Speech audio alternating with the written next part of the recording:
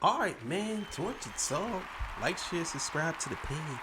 Hit the thumbs up button if you like the content. You know. Always say, every time Goofy did that, I always thought that he was doing some unsettling thing. Like, yeah. Yeah, I know exactly what y'all was doing when y'all made Goofy go. You know what I'm saying? Alright, man. Listen, man. This is Torture Talk. If you're new here, please consider subscribing. Today, I'm going to be talking about what is the most disrespectful diss track, in my opinion. Of course, I'm going to watch a video. This comes from Media. Making Media Matters. I love her videos. And make sure y'all go subscribe to her. I did one of her other videos. Talked about it. And, yeah, so what we're going to do is we're going to get into that. Before I get into that, this is the 6 o'clock show. So, make sure you go subscribe. Hey, man, listen. I'm still out of town, as you can see. People were talking about how great this look is, but there's a pillow right there to hold the window, because once the window comes open, it's all white shit. So, let me get into it, man. Let me get my spill, man. I'm tired of talking goofy shit. This is Torture Talk. If you like the content, please consider subscribing. If you're new here, let me work for your subscription today. All the beautiful single ladies, put one in the chat. All the fellas, y'all know where to find the ones at. Just don't harass them. I don't sell no merch, but I do have content, and that's absolutely free. But if you want to leave a donation, links will be on the screen. Q card, Cash App is in the description. They call me the hidden gem. I went from 1,300 subscribers to over 9,000, almost 10. You know what I'm saying? I'm trying to get to 1 million before the year is out. Make sure y'all go check out my episodes. I drop 3 a day, sometimes Saturday, sometimes Sunday, but mostly every week, all week. You know what I'm saying? That's 8, 12, and 6. So let's get it, man. We're going to get right into this. And also let me know where you're from, too. You know what I'm saying? All right, man. Let's get to it. Let's do it. I think is where they think that you went too far. I don't care. I don't care. Oh. There is no too far. I don't play like that. That's why you don't play with me. Right. That's why you don't play with me. Throughout the entire Drake and Kendrick Lamar rap beef of 2024, one song has remained a fixture of discussion, and it didn't come from either artist.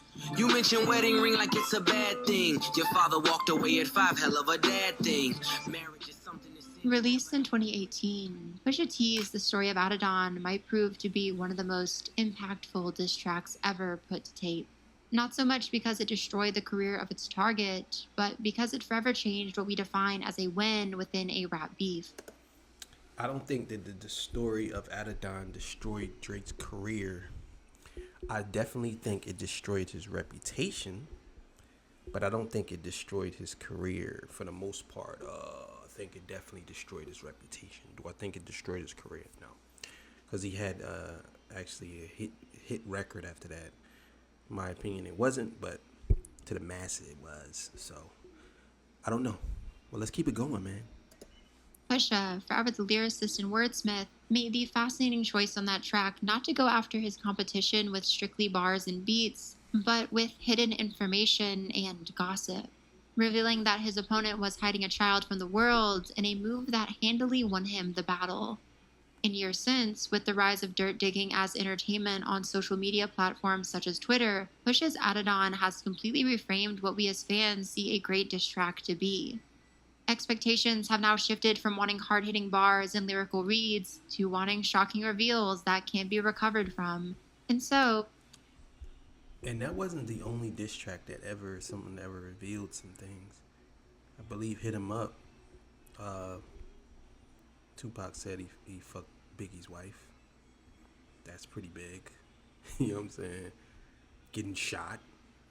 Someone saying they got you shot is pretty big. So, but I get what she's saying. I mean, but there's a lot of big things that happen, not just the children shit. From the moment that Kendrick and Drake started going after one another with jabs about who's the greatest and hints towards taking the beef further, all anyone could talk about was the possibility of either artist releasing their own Story of Adidon. It also helps that the person Pusha was fighting in 2018, well, it was Drake. Fans clamored for a reputation destroyer, even overlooking some great songs in this battle because they knew it had the potential to escalate even further. The massive status of both artists making the prospect of scandalous information all the more appealing. And on May 3rd, we got our Story of Adidon. In fact, we got it twice. Both Kendrick and Drake releasing within minutes of one another nuclear-level diss songs, with wild accusations and the potential to forever change how we view either artist. Drake's Family Matters questioned the true father of Kendrick's children and claimed he put hands on his longtime partner, Whitney Alford. Kendrick's Meet the Grams implicated Drake in some of the worst stuff you can imagine involving children and asserted that he's hiding another child. This time... Wow. The way she put that, man. These two songs right here is where they cross paths. It's equal. Yeah, the way she put that, man. These two songs right here, in my opinion, this is where the battle... Like, this is where they really clash heads, right here. And this is what Kendrick steamrolled them at. To me, they came head to head. This was the Kendrick or Drake had the ball, and Kendrick was the what they call that Drake has the ball. He's running through the hole, and Kendrick comes out of nowhere, and they clash helmets. Boom. And Drake's on his ass. Bam. That's what this was right here. You know what I'm saying? Young daughter. I'll admit that in the moment, it was overwhelming, and I didn't know how to feel. Unlike Adidon, neither of these songs came with definitive proof of their claims, and I went to bed that night shell-shocked more than anything. I held out for support in either direction, but even as the dust settled, there was little to be found. Definitely not anything that wasn't available to the public beforehand. But the strange thing is, this was still a turning point in the beef, the moment where Kendrick Lamar definitively upstaged Drake and became the clear favorite, all without receipts or a discrediting of Drake's points. And the reason for that is the same as to why Kendrick's Euphoria topped Drake's push-ups, or 616 in LA beat out Tailor-Made Freestyle. Because Kendrick, across this whole beef, has been subtly crafting a narrative, one born out of the conceptual story seen across Lamar's entire career and brought to its natural peak on Meet the Grams. See, the thing is, when it comes down to the reason why, is because Kendrick is a moral man and Drake's not. This is the reason why Drake can say whatever about Kendrick and it's not gonna stick, because people don't know Kendrick for all that. So even if you drop a bombshell, people are not going to believe it. Even if it's true, people still not going to believe it. Or if it's true, people are going to say he already addressed this in his other music. See, the thing about Drake is his life is hidden. A lot of this stuff is questionable. But at the same time, he has a lot of things out there that people know of him doing. He sleeps with multiple women. He sleeps with his friends' girlfriends. He slept with Lil Wayne's girl. That's why this is a big deal. You know what I'm saying? That's why people will believe Kendrick over him any day. Dear Adonis, I'm sorry that man is your father. Let me be honest. In this ongoing series dissecting the deeper messaging in Kendrick Lamar's recent diss records, I've been very adamant that Kendrick's use of subtle storytelling and musical narrative through rap beef has been a key factor elevating him above Drake. And nowhere is that more apparent than on Meet the Grams. But before we dive into that track, it's worth exploring the song It Answers, Drake's Family Matters, because Drizzy's diss provides a perfect window into what Grams might have looked like and what effect it might have had without Lamar's more artful touch. Family Matters is a supremely bloated song. For every cutting Drake bar on the track, there's one that amounts to simple filler, and there's a notable lack of pace or structure here to make each of the song's three parts feel necessary. Additionally, the track fails to tell us all too much about Kendrick Lamar, its main target. When Drake isn't taking aim at the likes of Rick Ross or Metro Boomin, his shots at Kendrick are scattered at best. So much of forming a strong diss is stringing together information about an opponent to build an unflattering character portrait, something Drake just doesn't do. And most importantly, Family Matters lacks innovation. We're at a point now where rap beefs have become almost predictable. We've lived through so many and seen time and time again the common trajectory of a beef. So, for a conflict in rap to truly make its mark now, especially when it's between two industry titans, there has to be something more going on. A change to the beef formula that keeps it interesting and pushes boundaries. Now, I totally agree with that, 100%. Rappers have fallen into this more slander diss tracks than actually dissing. Even to people that's listening to it. I remember I was battling this girl named Shice Raw. If y'all want to see that battle, look it up. You know what I'm saying? I battled this girl named Shice Raw, and I smoked her. You know what I'm saying? Let's just be clear here. I smoked her. But niggas was saying that I lost because I didn't call her a bitch enough. You know what I'm saying? Oh, you lost because you wasn't saying, you ain't call her this and that. And the crazy thing is, I put the clips on TikTok, and TikTok banned my account because they said that I was harassing a female. And it was a battle rap. But I wasn't really talking, I didn't call her too many, I didn't call her a bitch like that. Maybe once or twice, but it wasn't the main focus. But a lot of these people, what they do is they look for slander, and that's the reason why that's how they judge how you won a battle. It's through slander. And it's like, oh, if you ain't got enough, that's why they say, wait till Drake come back, and Drake gonna have some shit on him. Watch. And it's like, well, did Drake out rap him? No, he don't have to out rap him. It's just he got some hidden shit that Kendrick don't even know about. Watch. I'm telling you. Now, Drake tried to do something innovative in this beef already, using AI to diss Kendrick Lamar on tailor-made freestyle, but that turned out to be a bit of a self-own. Many thought it was disrespectful, the Tupac estate made him take the track down for its use of Pac's voice, and Drake has been one of the most openly anti-AI artists in recent months, so the stunt just felt hollow. And while Drake tried to replicate one of the most innovative diss records on Family Matters, attempting to draw from the Pusha T playbook, again, his attempt fell flat. Where Pusha used his red button in the form of Drake's Hidden Child to complete a song that dissected Drake's psyche, Drake uses his own red button like he would any other diss, failing to do anything more than shallowly replicate Adidon. So these are the places where Drake failed. Disregarding the quality of his information and disses, a lack of curation, focus, and effort destroyed Family Matters before it even released. So what changes does Kendrick make to ensure Meet the Grams is something special?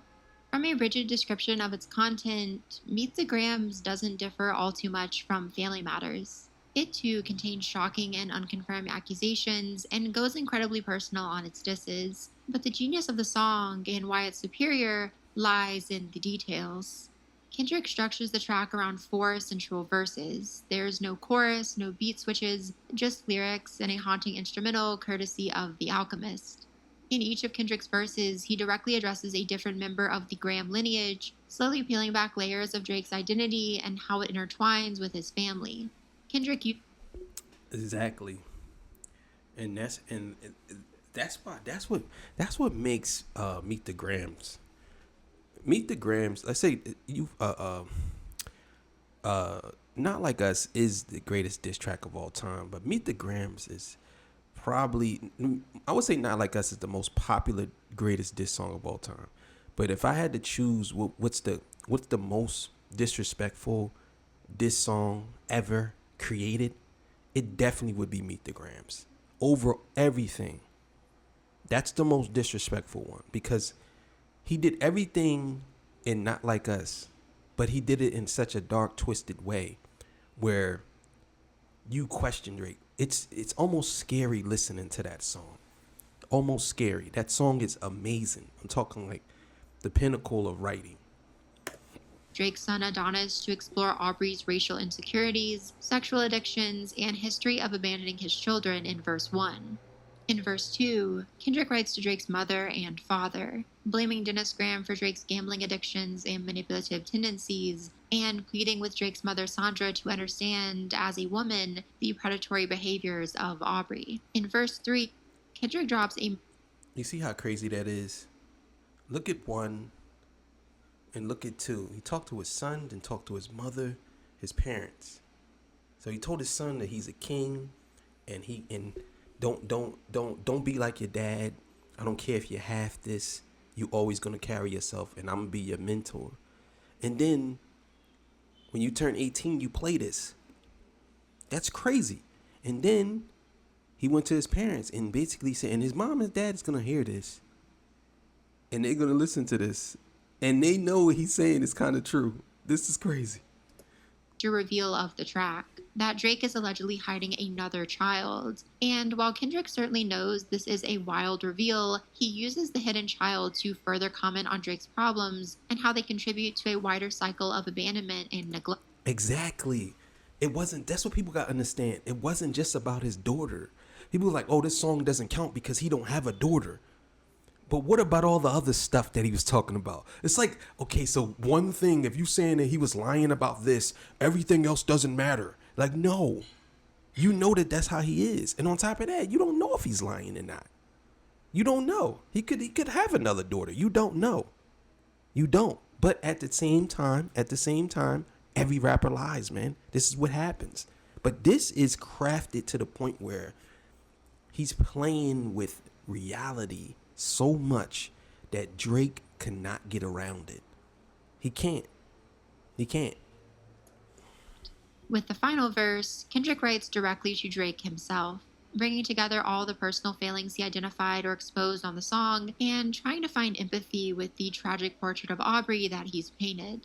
So that's Meet the Grams. And even if Drake would have come with the same level of shocking information as Kendrick, there's something so captivating and effective about the very design of this song and the clear effort that was put into crafting it.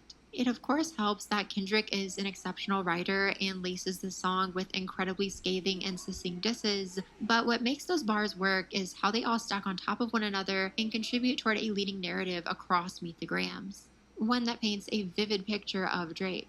Each person Lamar writes to provides an increasingly clear picture of who the real Aubrey Graham is, making this track more than just a sum of a few scathing disses, and certainly not overly long. Despite a 6-minute runtime, it's impossible not to listen to this track in full once it has its hooks in you. Every bar leaves you on the edge of your seat because it's all necessary to the story here. And that's the type of engagement Family Matters, with its more simple diss strategy, just doesn't have. The conceptual edge of Kendrick framing each verse as a separate letter to Drake's family members, that certainly isn't something we've seen done before in the world of rap beef. And that's 100% facts. Once you listen to Meet the Grams, you can't stop listening to it because you want to hear what he got to say next. And again, this is the reason why you should never battle somebody like Kendrick Lamar. I don't know who was talking to Drake. I know he had to, stand up for himself, but whoever was talking to him should have let him know. Nah, maybe you should sit this one out because this guy's he's too creative. You never know what he's going to do. This track an incredibly innovative one that will likely set a new bar for effective diss records. The Story of Adidon now looks like a rough draft of Meet the Grams, which is insane since that was the bar modern diss songs were measured against just weeks ago. Again, Family Matters as a more comfortable track can't compete. And I'd be happy to end the video here, asserting that Meet the Grams is great in a vacuum, which it certainly is, and that it basically does everything Family Matters didn't, which it certainly does. But to leave it there would be to undersell what this track is really doing. To fully understand this song and why it's an instantly iconic staple of rap beef history, we need to talk about how it slots into the ongoing story of Kendrick Lamar and how it builds on a foundation of artistry that ensured Drake would lose this lyrical battle before it even began. We need to talk about Mr. Morale and the Big Steppers. Tell me I've been going through something. In my last video on the topic of the Kendrick and Drake beef, I went in detail on the journey of Kendrick Lamar as told through his music and how Kendrick's euphoria built on that story. If you want more information about how Kendrick has progressed across his entire output, I would certainly encourage you to explore that video and come back here after. But in summary, Kendrick's story has been one of rising to the status of rap savior and then abandoning that status to focus on himself and internal growth. All right, so I think that Kendrick's been saying that he wasn't the rap savior. I think he said that what he said that in Heart Part 3, I believe. And he's saying the world sees you as pop reincarnated. He's basically saying he's not rap savior. That's basically, he was been saying that. And then people put him in that position. He kind of like said, nah, don't put me here because that's not me. Where the majority of that individual progression for Kendrick Lamar occurred was Mr. Morale, his 2022 album that dove headfirst into themes of trauma, cycles of pain, universal experience, and forgiveness. I discussed Mr. Morale briefly when I analyzed Kendrick's Euphoria, but an analysis to Meet the Grams demands a much more extensive look since it is, spoilers, a track that ties into that album on a much deeper level. Mr. Morale is a difficult record, dense in its themes, messages, and the means through which it delivers both. The record presents itself loosely as a performative version of therapy, every song standing in for a different session, and the album's narrative being determined by Kendrick's own journey of self-discovery through those sessions. The development of Lamar here is informed by the key teachings of Eckhart Tolle, a German self-help philosopher known for his ideology of living in the moment, accepting past failures, and limiting the egoistic part of the self. Tolle's concepts on morale blend with other spiritual teachings and the experiences of Kendrick to form a philosophy that... I just noticed that too. In this picture, he seems like he's in a doctor's office waiting to be seen, and he's laying back in the chair, sleeping. You know what I'm saying? I believe that that's what this is, unless this is his apartment, because he do look like he has work clothes on. You know what I'm saying? But to me, he's in a doctor's chair, and he's sitting back, and he's waiting to be seen by a psychiatrist. He read roughly as follows. 1. All people live through one another, personal experiences representing universal ones, and all persons influencing others through a web of interconnectivity. 2. To be aware of this connectivity is to be enlightened and to be in tune with the true self. 3. Experiencing suffering caused by others can lead us to develop pain bodies, manifestations of our trauma that can overtake us and cause us to harm others, in turn continuing cycles of suffering. 4. To overcome these cycles, we must become aware of how they perpetuate, how the people who initially harmed us were products of greater influences, and how we reflect those same people. And 5.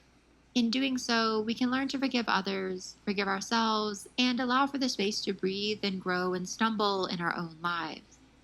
That's far from a comprehensive look into the spiritual philosophy of Mr. Morale, but it provides enough of an explanation for us to understand the album. The story on Morale is linear, just like it is on any other Kendrick record, but spiritually, the progression is far from normal. Reflecting real experiences, Kendrick bounces across the album from moments of great suffering to instances of false confidence, to pained moments of regression, to actual bits of spiritual enlightenment, including the record's core worldview every step of the way, and showing the chaos of internal reflection.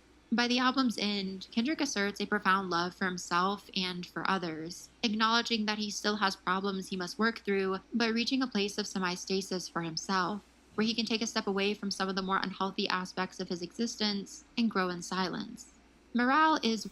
And I will agree with that. Towards the end of that album, you've seen the growth between Kendrick, and I think that album, it culminated through all his albums, kind of reached to that point where he felt as though that he grew as a person. And if you listen to the end of the album, he definitely is speaking from him being a better man. You know what I'm saying? Or a stronger man, I would say. And he learned from that experience. That was a really good album. the most vulnerable albums ever created, oftentimes an uncomfortable listen, but the ideas within it are incredibly essential to understanding the modern identity of Kendrick Lamar, especially as it pertains to his beef with Drake. Mr. Morale was a record that didn't exactly hit with everyone. Maybe it was too dense or too dark, but for whatever reason, the album was written off by many.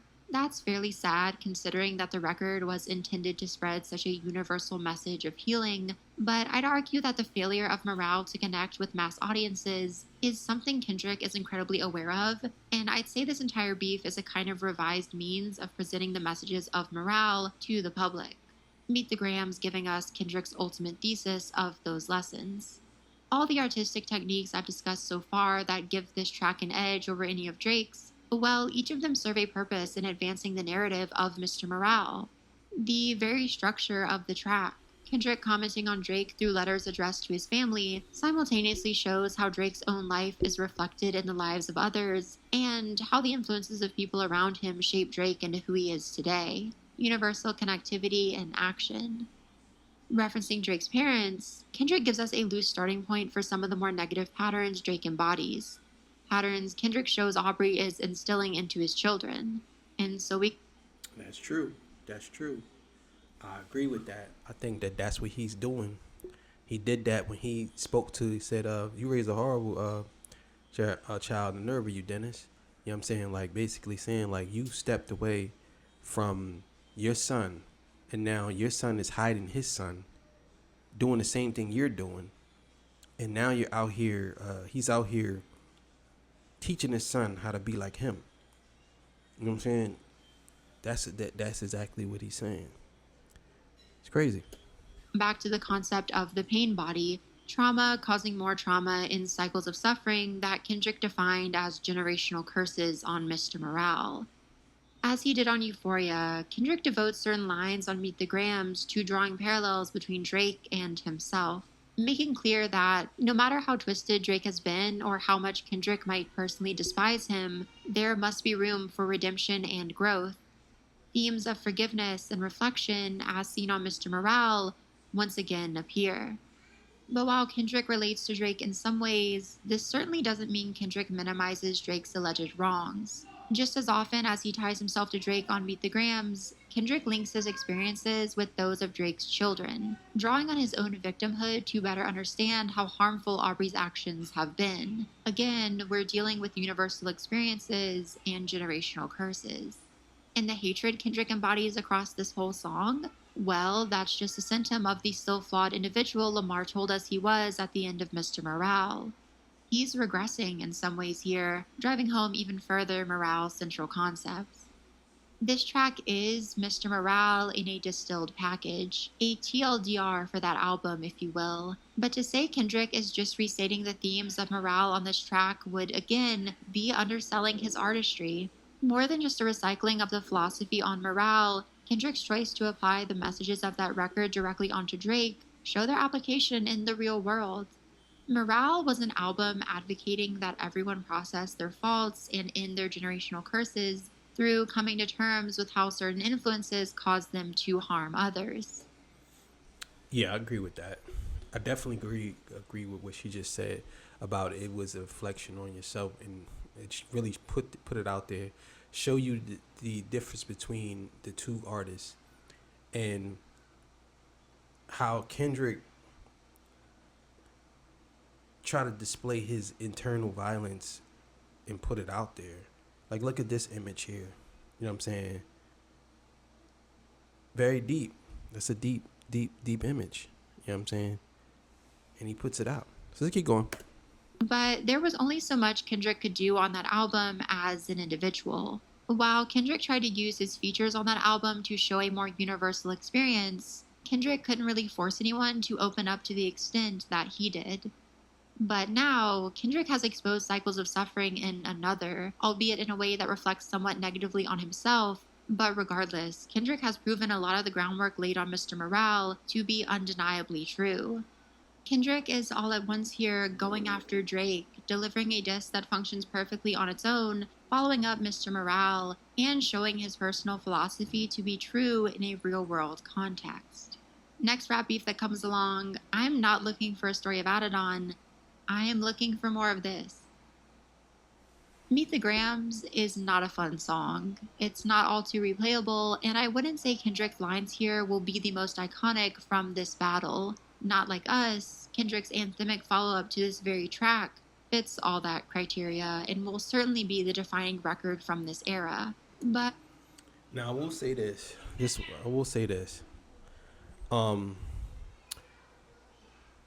Meet the Grams is something that you listen to once or twice.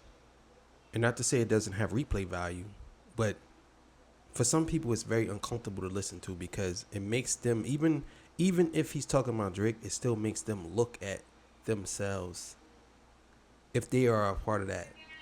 Same thing with Mother I Sober. It's the same thing. Auntie Diaries, same thing. Those type of songs that make you think about these things that you either go through or know somebody that's going through it. You really don't want to hear it. So let's keep it going. On a creative and artistic level, Meet the Grams has become my staple song from the recent flood of diss records. It's like sitting in on Drake's incredibly revealing session with the world's meanest therapist, and it represents the type of inventive track that only Kendrick Lamar could pull off, deftly balancing multiple angles and ideas in a fulfilling manner.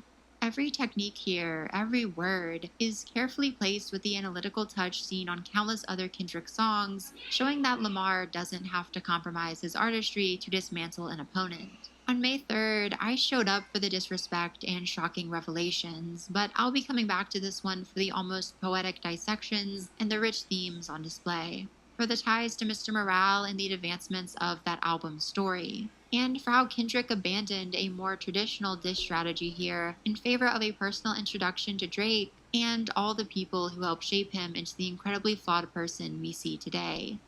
How Kendrick Lamar led us, or more forced us, to meet the Grams. Yeah, so it's pretty deep, man. Pretty good video, man. Make sure y'all go watch that. You know what I'm saying? Subscribe to her channel. Alright, man. Go subscribe to her. Links will be in the description. All that good stuff. Yeah, man. She's absolutely right. And I do believe that the Story of Adidon and Meet the Grams and even Not Like Us definitely are in the top 5 diss tracks of all time. Some people say Hit 'Em Up. You know what I mean? Some people say some other tracks, you know, Bridge Is Over and Second Round Knockout and all them joints. Those are friendly rap joints, except for Hit 'Em Up. But the friendly rap joints is the other two. You know what I'm saying? I will say this. Meet the Grams and what's the name is top. Not Like Us is the greatest diss track of all time. Most disrespectful diss track. I'll say disrespectful, most diabolical, most scathing, I would say. It's definitely Meet the Grams. Definitely. So yeah. Alright, man, I'm out of here, man. Y'all have yourself a good night. See y'all in the morning, man. Peace, bye.